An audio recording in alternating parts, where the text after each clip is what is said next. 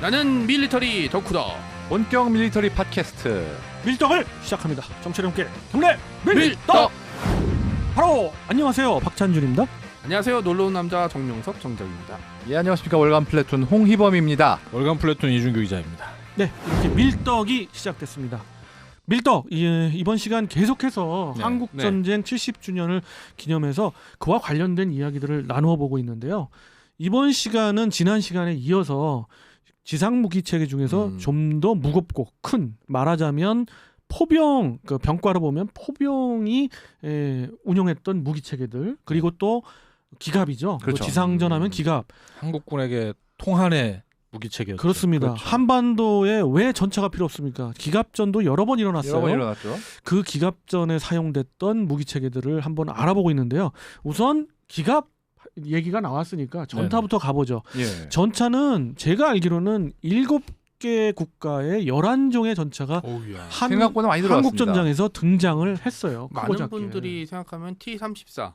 그다음에 오케이. 뭐 셔먼 체프랑 그다음에 셔먼 네. 뭐 이 정도 퍼싱까지 하면은 많아봤자 한 4개 정도 아닌가요? 그다음에 패튼이 있고요. 아, 그다음에 영국의 센츄리온. 센츄리온. 크로멜. 예. 그 정도 있습니다. 걔네들을 외운 거예요? 영국군이 갖고 온 영국이 거죠. 갖고 온 거죠. 영국군의 처칠도 심지어 갖고 왔습니다. 영국군은 27여단의 완편된 병력을 보냈기 때문에 전차도 당연히 같이 전차 들어갔구나. 부대가 아. 같이 수반이 그렇죠. 돼서 왔습니다. 캐나다군도 있었고, 그리고 또 흥미로운 게 중국군이 IS-2를 선전용으로 찍은 게 있는데 실전엔 실전엔 투입하지 않은 걸로 보여요. 그게 지금 현재 IS-2 지금 얘기로는 IS-2라 6.25에 참전하기 위해 온 게 아니라 만에 하나 다시 정말 밀리면. 한 국경이 밀렸을 때 그 만주 지역 방어를 위해서 사전 배치했다. 그 정도인데 그런데도 불구하고 지금까지 IS-2가 6.25 때 우리나라에 들어와서 참전했다라고 믿는 사람이 좀 있어요. 네, 왜냐하면 그 중국 선전 사진에 그런 식으로 설명을 해놨기 때문에 예전에 그렇게 주장하신 분 블로그를 본 것 같아요. 조선 전쟁에 파견된 IS-2 그렇죠. 이런 식으로 해놔서. 근데 그거는 실제로 싸웠다거나 교전 기록이 없습니다. 없습니다. 왜냐하면 전차 모양이 T-34랑 너무 다르기 때문에 봤다면 아마 기록이 나왔을 아니 그리고 거예요. 실제 이게 유엔군은 가능하다면 사실상 모든 격파된 북한 전차를 개별 조사를 했어요. 다. 네. 뭐에 격파됐는지 뭐 종류는 뭔지 등등을 다 굉장히 조사했기 상세한 때문에 리포트가 있습니다. 만약에 교전 후 격파가 됐거나 목격 사례만 있었어도 분명히 얘기가 기록이 있을 남았죠. 거예요. 미군이 제일 처음 그 T-34 8호를 격파한 게 수원성, 그러니까 수원 화성을 지나면서 거기에다가 이제 대전차 지뢰를 깔았어요. 거기에 세대가 피격이 됐죠. 그래가지고 미군 입장에서는 그게 최초인데 한반도에는 미군의 예상과는 달리 수많은 전차들의 전장이었고요. 네. 우리가 이제 지난 전사 시간에 뭐 T-34 8호를 소개해드렸고, 그리고 뭐 우리 측의 그 채피까지는 채피 말씀을 예. 드렸으니까 그 참고로, 이후부터 예. 한번 가볼까요? 참고로 이 채피가 사실 제일 처음 미군이 투입한 전차인데 네, 24사단이 이게 정말 비참해요 진짜. 그렇습니다. 왜냐하면은 일단 주포가 T-34 8호를 상대하기 힘든 초포예요. 75mm 약합니다. 게다가 장갑이 너무 약해요. 이게 문제가 북한군 전차포를 맞고 어쩌고 떠나서 북한군의 대전차 소총탄에도 그냥 슝슝 뚫립니다 진짜. 다만 전차전이 최초 있었는데 그 물론 채피가 완전 그냥 괴멸이 되긴 했습니다만 예.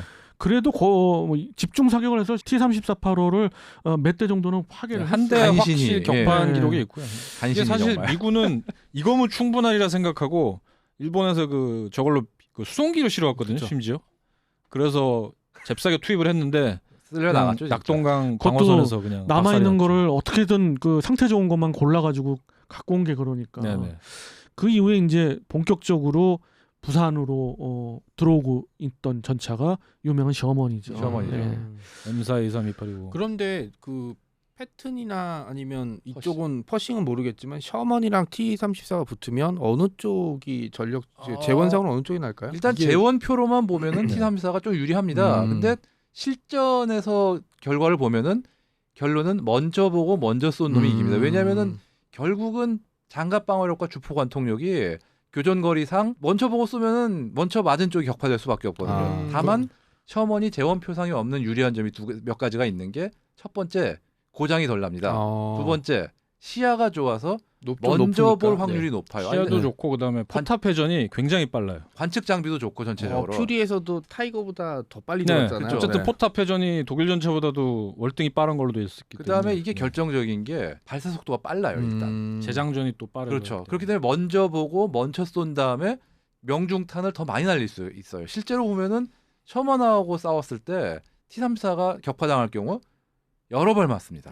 이게 미군 리포트에도 그 1950년 교전 기록만 봤을 때 셔먼이 T-34를 제일 많이 격파했어요. 그렇죠.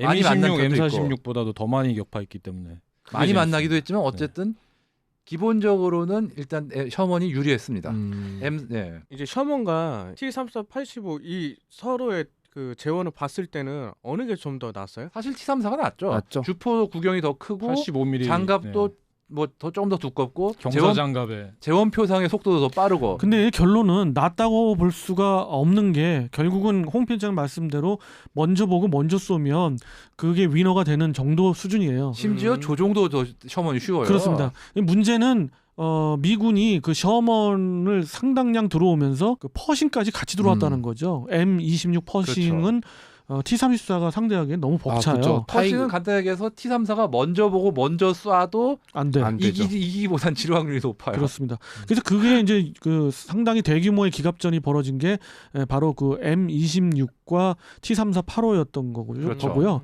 특히 다부동 전투의 그 연속 손상에 있어서 국군 1군 1사단을 지원했던 미 사단의 예하의 그 전차대대가 M26이 T-34-85를 상당량 격파해가지고 거의 대개의 경우 교전이 벌어지면은 거의 일방적으로 사냥을 합니다. 퍼싱이 T-34를.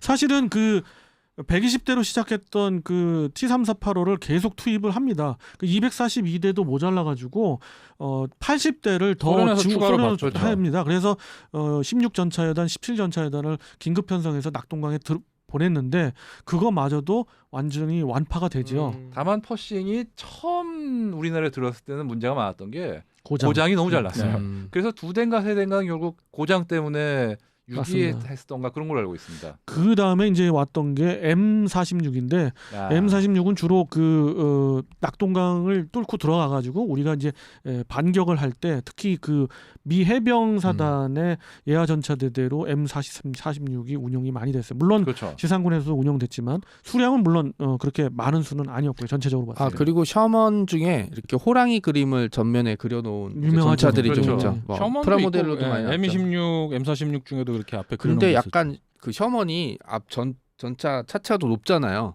예, 그리고 이제 포터에 약간 각져 있어서 호랑이에는 역시 간지가 더 나. 간지가 더 낫죠. 아무래도 확실히 캠퍼스가 나죠. 넓어야지 그림을 잘 그릴 수 그렇죠. 있죠. 그래서 지금 그런 그 도색 그대로 해가지고 전시돼 있는 것도 있죠. 있어요. 미국 같은 본토에. 데는 지금 그렇죠. 전시 재현돼 있는 게 있습니다. 네. 그렇게. 그럼 뭐 유명한 전차대대 뭐 간략히 뭐 소개드리면 72 전차대, 73 전차대, 89 전차대인데 이렇게 여러 전차대대들이 미군에 있었고요. 참고로 그 공산 진영은 북한군이 전체 그 한국 전쟁 기간 중에 운영했던 전차 대수가 400여 대고요. 그리고 중국 인민해방군이 약 500여 대 해서 900여 대 정도가 공산 진영이고 조금 더 많은 1100여 대 정도가 연합군 진영이었습니다. 물론 한꺼번에 운영은 안 했지만. 그렇죠. 네. 여기서 재미있는 게 중국군은 일본군 97식 전차까지 끌고 옵니다. 진짜. 없는 게 없네요. 그게 진짜. 굴러가는 거 다 중국 끌고 와서 측 주장에 써보자. 의하면은 그 97식 한 대가 뭐 엄청난 전과를 올려가지고 지금도 박물관에 있다고 그러는데 어디까지 믿어야 될지는 모르겠어요, 솔직히. 사실 그 47mm 포 가지고 뭐 어떻게 쓸지. 그러니까 그 약한 장갑으로. 1, 2, 3, 4, 5차 공세를 나중에 뭐 소개해 드리겠지만은 그 공세 기간 동안에 공산 진영이 무슨 그 전차를 집중 운영하고 그런 건 없었고요. 없었죠. 다만 보병의 지원, 그러니까 고지를 점령하기 위한 어떤 그런 용도로 이동 자주포 정도 역할을 그렇습니다. 했겠죠. 그렇죠. 근데 그것도 좀 의문스러운 게 왜냐하면은 그 정도 사거리가 짧은 전차가 있었으면은 미군이 보고 격파 안 할 수가 없거든요. 그 정도면 진짜 얼마나 귀여워요. 격파할 수 있는 수단은 너무나 많고 정말. 네. 이게 또 지금 상황에도 지금 적용되는 상황인데 이 당시 미군이 뽑은 리포트를 보면은 당시 한국 전쟁에서의 전차전이란 게 평균 길어야 360m 거리에서 이루어졌어요. 그렇죠. 네. 그래서 이게 지금도 적용된다. 북한 그쵸. 전차 보면은 그 일격필살할 수 있다 하는 게 사실상 지금도 500m 거리도 안 되거든요. 교전 거리가. 그렇기 때문에 지금 뭐 K1, K2로 북한의 모든 전차를 잡을 수 있다는 근거가 그렇기는 그게 한데 사실은 지금 뭐 현대전에서는 탐지 수단이 워낙 발달돼 있기 네네. 때문에 사실 그 우리 측 입장에서 봤을 때는 2,000m 거리에서 충분히 격파 가능하니까 뭐 그렇죠. 당연히 그때부터 교전이 되고 사실 훈련도 그거에 맞춰서 한 합니다. 예. 1km 이상의 거리에서 전차포 훈련을 하고 있죠. 이게 하여간 그 지형 때문에 굉장히 실제 교전 거리는 짧았다 하는 거를 네, 그 기억해 주시면 당시는 될것 분명 그랬습니다. 산이 네. 많으니까. 그리고 네, 네. 육안으로 볼 수 있는 그런 어떤 한계가 있기 그렇죠. 때문에 교전 거리가 뭐 그렇습니다. 그리고- 기계적 탐지 장치를 쓸 게 없었죠. 왜냐하면 육안으로 보고 육안으로 조정을 쏴야 되기 때문에 먼저 보고 먼저 쏴야 되는. 2km 밖에서 관측을 했다 그래도 이제 쏘긴 쏘겠지만 다 맞지는 않을 테니까 그렇죠. 어쨌든 그렇죠. 가까이까지. 우리가 장수만세 때 봤지만 기관총, 중형 기관총도 중기관총도 늘 애니메이 그렇죠. 그랬습니다. 음. 뭐라 말씀 다 아시죠? 이제 네. 예. 아까 그 말씀하신 그 T-35하고 뭐 유해군 전차와의 그 교전비도 또 이게 미군이 상세하게 뽑은 게 있는데요. 엄청 하게 뽑았죠 진짜. 네. 교전을 했는데 요 정도 거리에서 가장 장거리에서 T-34, 85의 명중률이 50%밖에 안 돼요. 이게 장비 문제도 있고 그다음에 훈련도- 전차 병 훈련도 훈련도 문제도 문제도 있을 텐데 그런 게 차이가 나죠. 여러 가지 데이터들이 있습니다만 또 중요한 것 중에 하나가 기갑전하면 중요한 것 중에 하나가 피하간에 어떻게 전차가 피해를 받느냐. 그렇죠. 근데 의외로 뭐 공중전에서 많이 피해를 본 것 같았는데 이게 공습을 당해서 그렇죠. 네, 사실은 상당 부분의 그 또 비율을 차지하는 게 역시 전차 대 전차의 그렇죠. 그런 그 피해들이 양쪽 다 있었던 또 것 같아요. 지뢰가 은근히 많더라고요. 지뢰 진짜. 많고요. 예. 미군 전차의 가장 큰 피해에도 북한군 전차에 포격당한 게 아니라 지뢰에 의한 겁니다. 그렇죠. 미군은 지뢰고요. 네네. 예, 연합군 쪽은 아, 지뢰가 많았고. 그리고 재미있는 게 가장 사상자 52년 이후에 미군 전차 피해 중에 바주카에 의한 게 많아요. 네? 아, 중국군이 노획한 아. 거를 네. 몰래 근접해가지고 미군 쏘고. 전차에 쏜 경우가 은근히 많습니다. 중국군은 아예 그거 노획한 거로 그 부대를 편성해서 전차 사냥팀이라는 걸 만들었어요. 그게 또 145퇴 과정에서 많이 노획했기 네. 때문에 우리가 이게 전차를 하면서 좀 한국군에 대해서 얘기를 조금 안 했는데 그 한국군에 대한 전차를 뭐 그 지난 시간에 전차 역사에서 설명드렸었잖아요. 네네. 그런 그 와중에 한국군은 51년 중반부터 잭슨을 소개를 안 했네요. 네. 예, 전차 M36 중대를 또 이렇게 잭슨을 편성하죠. 해가지고 편성을 합니다. 그 전차 중대를 9개를 축차적으로 편성하고요. 종국에 가서는 이것이 좀 더 체계적으로 보급과 훈련을 하고 보병을 지원하겠다 해서 3개 중대씩 묶어가지고 3개 전차대대로 운영을 하면서 종전을 맞이하게 됩니다. 그리고 또 특별할 게 있습니다. 이게 가끔 그 궁금해하는 분들인데 한국군 이그 M24 채피 전차에 태극기를 그린 그 사진이 있죠. 있거든요. 유명하죠. 그래서 이게 뭐냐, 어떻게 썼냐 하고 굉장히 궁금하시는데 이게 바로 제 57 전차 중대, 아. 소년 전차병 중대가 썼던 전차입니다. 거기는 헬켓만 운영한다고 하지 아니야, 않나요? 헬켓이 아니고요. 요거를 받아서 한 2달 정도 훈련에만 쓰다가 또 미군에 그 다시 돌려주고. 달라고 해서 양도해서 네. 그리고 나중에 헬켓을 받은 거고요. 헬켓은 받지 적이 없을 않았습니다. 거예요. 아 그래요? 그 후에는 그냥 M36 아니면 셔먼으로 아 그냥 잭슨이죠. 네. 네, 그렇죠. 잭슨이랑 헬켓이랑 고양이를 제가 워낙 좋아해서. 아, 예. 네, 헬켓은 뭐 나중에 설명드리겠지만 7사단 그 원래 그 해방 전에 해방 이후 주둔했던 7사단 32연대의 전차대대에 배속됐다가 전부 철수를 해서 그걸 좀 한반도에선 걱정하지 마요. 빠졌습니다. 그거 있었으면 정말 개전초에 엄청난 도움이 예, 됐을 텐데. 그렇습니다. 사실상 소련군은 갖고 왔던 전차를 다 놓고 갔어요. 다 놓고 갔죠. 그게 사실상 북한군 전차 기갑 그 제19 그 교도 연대의 기간이 됩니다. 네. 음. 거의 그 절반은 그런 소련군이 두고 갔던 그렇죠. T-34 8호였고요. 그리고 북한군 장비 중에 정말 초반에 북한군이 많은 기대를 했는데 엄청나게 깨진 게 SU-76 자주포가 있어요. 그것도 언급을 안 할 수가 없네요. 그걸 안 할 수가 없죠. 특히나 이거는 서부 전선에서 T-34-85가 집중 운영됐다면은 동부전선에서 SU-76이 집중 운영이 되는데 문제는 북한군이 자주포는 전차가 아니라는 걸 막 종종 잊어먹었죠. 아주 자주 잊어버렸죠. 그렇죠. 그래서 전차 같이 밀고 들어왔는데 문제는 이거는 장갑이 약하고 위가 뚫려 있기 때문에 오픈탑이었죠. 일반 야포 포격으로도 피해를 엄청나게 입고 수류탄이나 화염병 공격에도 굉장히 약합니다. 사실 6사단이 북한군을 막을 수 있던 이유 중에 하나도 SU-76을 주력으로 삼았기 때문에 막을 수 있지 않았나 생각이 듭니다. 라이언 일병 말고개 전투에서 그 세대 격파된 게 바로 그렇죠. 그거였죠. 취사병까지 이제 유사시에는 포를 운영할 수 있을 정도로 훈련했기 때문에 16포병대대의 활약은 대단했고요. 네, 저는 그 라이언 일병 구하기의 마지막 장면 보면 이제 그 오픈탑인 마더 마더 전투포도 쓰리가 그냥 화염병으로 박살나죠. 그냥 화염병만 던져가지고. 그렇죠. 마더에 탔던 그 전차병이 화염병으로 불타오르면서 엄마를 외치는. 그렇죠. 물론 수도 있는. 북한군도 뭐 생각이 없는 게 아니라 이 T-34-85는 이 서울 쪽 그쪽에 투입을 하고 그다음에 SU-76 같은 거 이게 동부전선이나 그렇죠. 중부전선 외곽지대에 좀 길이 안 좋은 곳 춘천 뭐 이런 쪽에 상대적으로- 투입을 하긴 했는데 그래도 역시 전차는 아니었던 거죠. 그렇죠. 전술상으로 자주포 같은 경우는 결국 자주포라 그렇게 전면에 나서는 게 아니라 조금 후방에서 보병을 지원하는 역할 정도로 했어야 되는데 그거를 완전히 까먹은 거죠. 네. 그냥 보병 앞에 그냥 투입을 해버렸죠. 네, 그들 말로는 자행포라고 하죠. 자행포. 예, 이왕 포 얘기가 나왔으니까 이제 포병 쪽으로 좀 가보죠. 가보죠. 우리가 M3 105mm 경량 포병이 있었지만은 그거 갖고는 너무 부족했죠. 솔직히 제 생각에는 네, 개전 초반에 우리가 크게 밀린 이유 중에 하나가 네. 전차도 전차지만 어떤 면에서 포병 그렇죠. 화력의 열세가 너무 굉장히 밀렸죠. 컸다고 봐요. 왜냐하면 설령 전차를 막아도 포병 화력으로 결국 퍼부어지면은 견딜 수가 없죠. 후퇴할 수밖에 없거든요, 진짜. 그렇긴 했지만은 그렇다 하더라도 포병 때문에 무너졌다고 꼭 볼 수는 그러니까 없었어요. 포병, 그러니까 전체적인 열세가 예. 그렇게 됐다는 건 화력 그건 열세가 포병의 이루어졌다 그런 예, 거죠. 중요한 그래서 이유 중에 하나였을 거라는 거죠. 수량만에는 8배지만 그 화력을 따졌을 때는 12배 이상이라고 그렇죠. 예.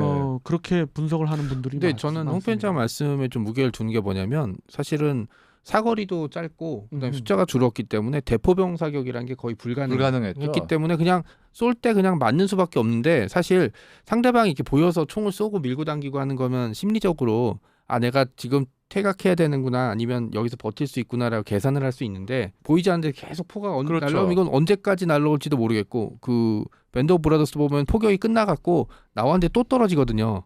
이런 식으로 했기 그렇죠. 때문에 사람을 정의의 낙하산병들이 멘붕이 오는 장면이 나와요. 독일군이랑 막 그렇죠. 밀릴 때도 버티던 병사들이 막 포격이 계속 떨어지니까 막 멘붕 오고 막 이런 포격 장면 앞에 나오거든요. 이길 장사 없다. 그쵸. 괜히 네. 스탈린이 포병이 전장의 신이라고 했겠습니까? 맞습니다. 그 포병을 간략하게만 이제 소개를 드리고 이제 시간을 맞춰야 될 텐데요. 하나 그 결호로 말씀드리면 당시 그 M3 그 견인 곡사포를 우리는 어느 정도 갖고 있었냐면 91문. 그것도 정말 적다. 그 5개 그 앞서 말씀드렸던 5개 전방에 있는 보병사단에 15문씩 갖고 있었고요. 저게 또 사실 미군의 잘못된 사상 그렇습니다. 거기에다가 산이 많으니까 이런 예, 경량포를 두문 줘야 내지- 쓸 수 있을 예, 거다. 2문 내지 3문은 고장이었어요. 아이고야. 그럼에도 불구하고 우리나라의 16포병대대, 6사단에 있었던 16포병대대, 8사단에 있던 18포병대대, 그리고 1사단에 있었던 7포병대대, 7사단에 있었던 1포병대대, 17년대에 있었던 6포병대까지 너무도 정말 잘 싸웠죠. 활약을 했던 게 우리 포병이었습니다. 예. 그런 것들을 꼭 잊지 않으면서 이번 시간을 마무리하는 걸로 하겠습니다. 조금은 아쉬운데요. 많은 지상 그 무기 체계들이 있었습니다. 그런 건 다른 시간에 다음 시간에 또 소개를 시켜드리고요. 다음 시간 기대해 주십시오. 그래서 다다음 주에는 네. 우리가 해상 무기 체계와 그리고 공중 무기 체계에 대해서 한번 특집으로 그것만 기대가 모아가지고 되네요. 네. 한번 다뤄 보도록 하겠습니다. 자, 청취자 여러분 기대해 주시고요. 이상 마쳐보도록 하겠습니다. 청취자 여러분께 경례 밀떡.